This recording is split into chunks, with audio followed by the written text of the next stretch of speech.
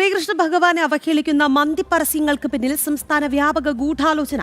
ചേർത്തലയ്ക്കും കോഴിക്കോടിനും തിരുവനന്തപുരത്തിനും പിന്നാലെ മലപ്പുറത്തും ഉണ്ണിക്കണ്ണനെ മാംസത്തിന് മുന്നിലിരുത്തി എന്റെ കയ്യിൽ കിട്ടിയ പിന്നെ അവനെ ജീവനോടെ കാണില്ല. ജിഹാദികൾ മലപ്പുറം അങ്ങാടിപ്പുറം പോരാടം പാലത്തെ യമാമ ഷവായ ഹോട്ടലാണ് വിഷു മന്തി പരസ്യം നൽകിയത്. ഹോട്ടൽ ഉടമകളായ മുസ്തഫയും ഷാഹുൽ ഹമീദും മുഹമ്മദ് ഷാഖിലും അറസ്റ്റിലായിട്ടുണ്ട്.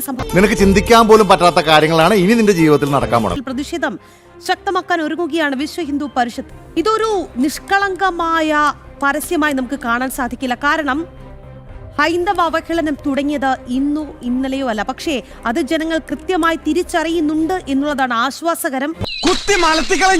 ഹിന്ദു ഭഗവാന്മാരെയും അല്ലെങ്കിൽ ഹൈന്ദവ വിശ്വാസത്തെയും തന്നെ അവഹേളിക്കുന്ന തരത്തിലാണ് ഇത്തരത്തിൽ വ്യാപകമായി തന്നെ സംസ്ഥാന വ്യാപകമായി തന്നെ ഇത് മലപ്പുറം മാത്രമല്ല കോഴിക്കോട് ഉണ്ടായിട്ടുണ്ട്, ചേർത്തല ഉണ്ടായിട്ടുണ്ട്. അപ്പോൾ ഇത്തരത്തിൽ സംസ്ഥാന വ്യാപകമായി തന്നെയാണ് ഈ ഹൈന്ദവ വിശ്വാസത്തെയും അല്ലെങ്കിൽ ഭഗവാന്മാരെയും എല്ലാം അവഹേളിക്കുന്ന തരത്തിൽ വിഷുദിനത്തോടനുബന്ധിച്ച് പലവിധ ഹോട്ടലുകൾ ഇത്തരത്തിലൊരു പോസ്റ്റർ ഇറക്കിയിട്ടുള്ളത്. ഞാൻ ഒരു കാര്യം ചോദിച്ചോട്ടെ, നീ പാകിസ്ഥാൻകാരനാണോ? മലപ്പുറത്ത് ഈ വിഷയത്തിലാണ് ഇപ്പോൾ നിലവിൽ പോലീസ് നടപടിയെടുത്തിട്ടുള്ളത്. അതായത് മലപ്പുറം അങ്ങാടിപ്പുറം തിരൂർക്കാടാണ് ഇത്തരത്തിൽ വിഷുമന്തിയുടെ പരസ്യം നൽകിക്കൊണ്ട് പോരാടം പാലത്ത് പ്രവർത്തിക്കുന്ന യമാമ ഷവായ സെന്റർ മയിൽപ്പിലി ചൂടിയ കണ്ണന്റെ മന്തി പ്ലേറ്റിന് മുന്നിലിരിക്കുന്ന ഒരു ചിത്രം പങ്കുവച്ചത്.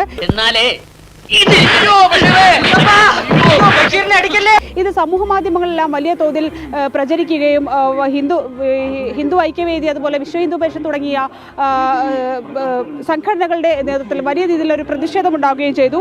ഇതിനിടയിലാണ് ഇത്തരത്തിലൊരു 3 ഹോട്ടൽ ഉടമകളായ 3 പേർക്കെതിരെ പോലീസ് നടപടിയെടുത്തിട്ടുള്ളത്. മങ്കട പോലീസാണ് ഇവർക്കെതിരെ നടപടിയെടുത്തിട്ടുള്ളത്. സാധാരണ ഞാൻ യുദ്ധം ഒഴിവാക്കാൻ ശ്രമിക്കാറുണ്ട്. തുടങ്ങിയ പിന്നെ ജയിച്ചേ അടങ്ങും. Game over, bloody Gramavasis.